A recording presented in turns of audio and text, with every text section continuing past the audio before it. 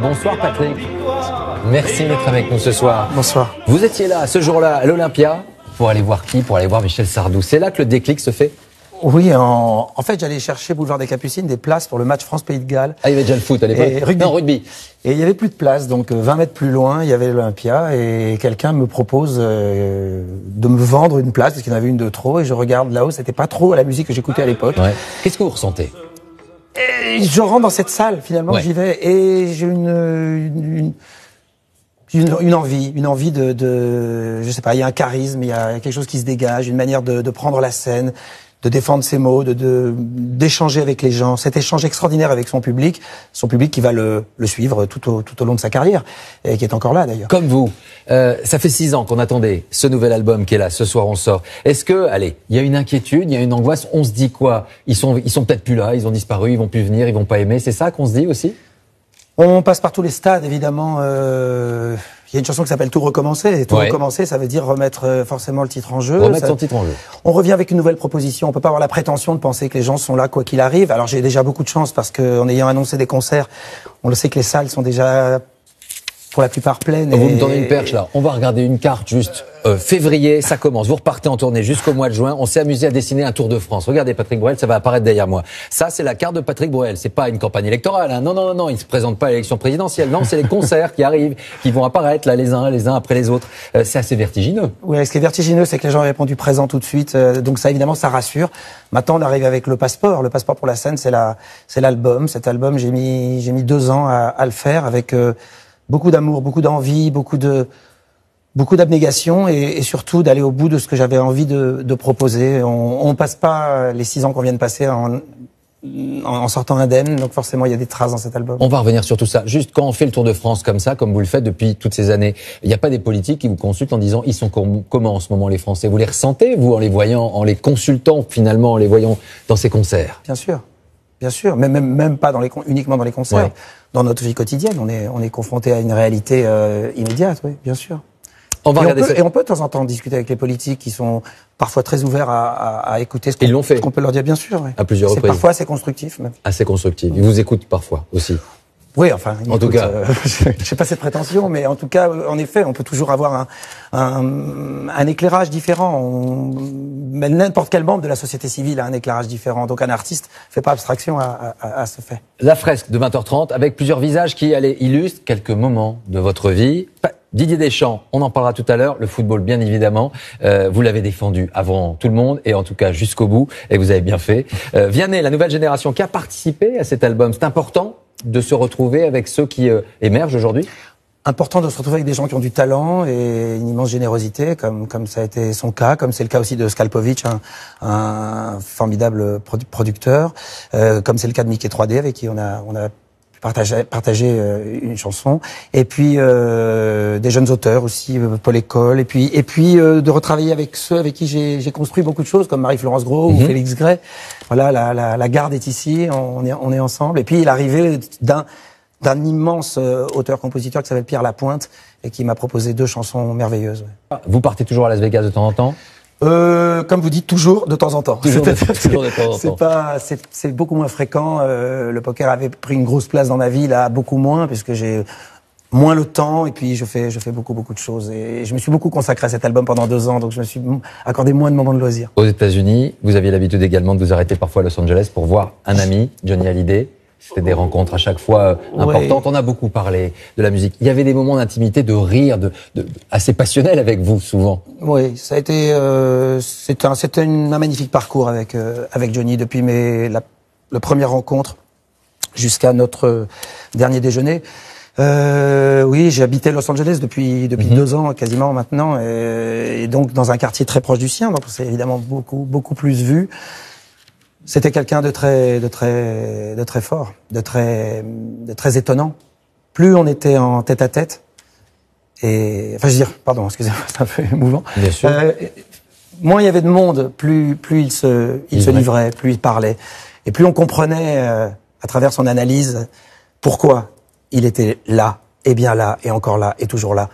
Et ça a été des moments rares. Tout ce que vient de me dire Vianney, je pourrais je pourrais le dire à Johnny. Johnny m'a tendu une main extraordinaire en 98 en m'invitant au Stade de France. Il a fait beaucoup et il a été là. Il a été là plein de fois, et on a vécu des moments forts, des moments drôles, des moments émouvants. Ouais, il y avait une jolie complicité. Et voilà. Voilà. Merci pour cet hommage en tout cas. Ce soir on sort, c'est cet album. Il est à la fois mélancolique, à la fois rempli de joie. Il est vous et en même temps avec des nouvelles choses. Il y a beaucoup de choses dans cet album.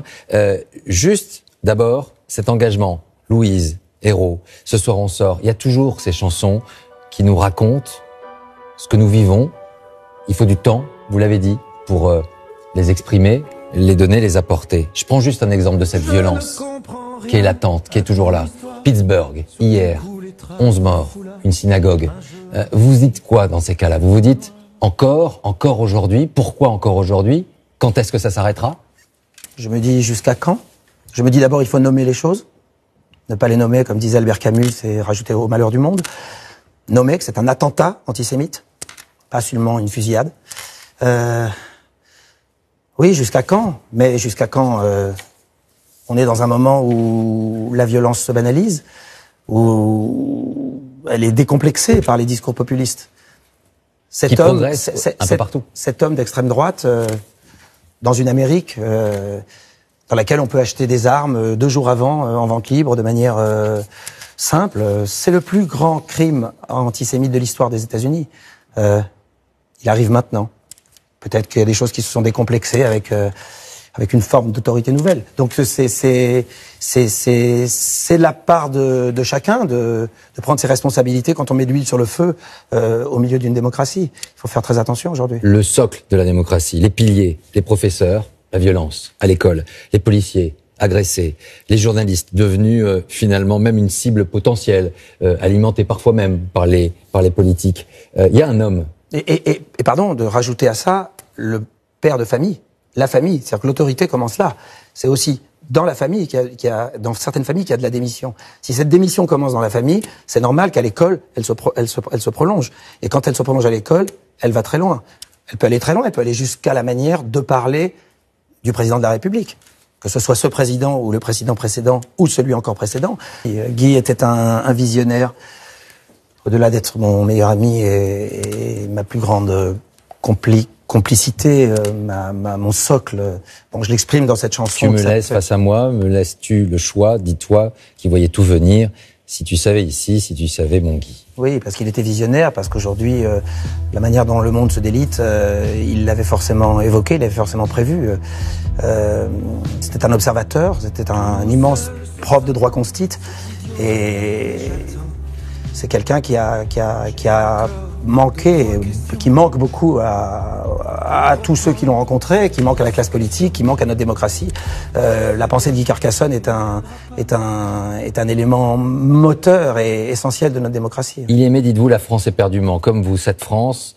Vous l'aimez, vous aimez ses valeurs, vous aimez quand elle se rassemble. Il y a aussi cet hommage et cette chanson, effectivement, qu'est-ce qu'on fait, qui est une chanson qui célèbre l'union nationale qu'on a vécue, encore une fois, le 15 juillet. Vous faites pas partie des supporters de la dernière heure, des supporters qu'on appelle opportunistes, qui se réveillent souvent en demi-finale ou en finale. Vous êtes un vrai supporter et vous aimez absolument cette équipe-là, de ce qu'elle représente, et puis son sélectionneur.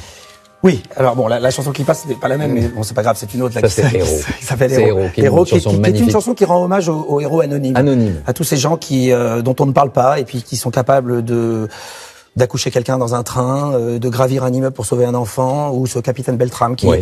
Voilà, et cette chanson a été écrite depuis 2 ans, et puis je voyais ces éléments passer, je voyais à quel point cette chanson prenait forme.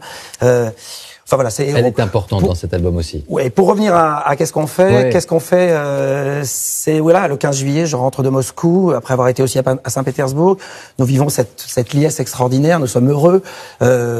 Oui, en effet, j'ai pensé que cette équipe de France avait le potentiel depuis le départ de gagner cette Coupe du Monde et je n'avais pas envie de voir un bashing s'opérer sur Didier Deschamps une fois de plus, comme après Aimé Jacquet. Voilà, et après France-Danemark, ça commençait à pas être terrible, donc je me suis permis de prendre la parole à ce moment-là, en disant que certains auraient l'air un peu cons le 15 juillet. Bon, résultat, c'est passé. C'est le cas. Mais quelle fierté, quelle belle force quelle cohésion et quelle belle force d'être ensemble. J'écrivais sur mon poste, j'écrivais jouez ensemble et vous serez intouchables.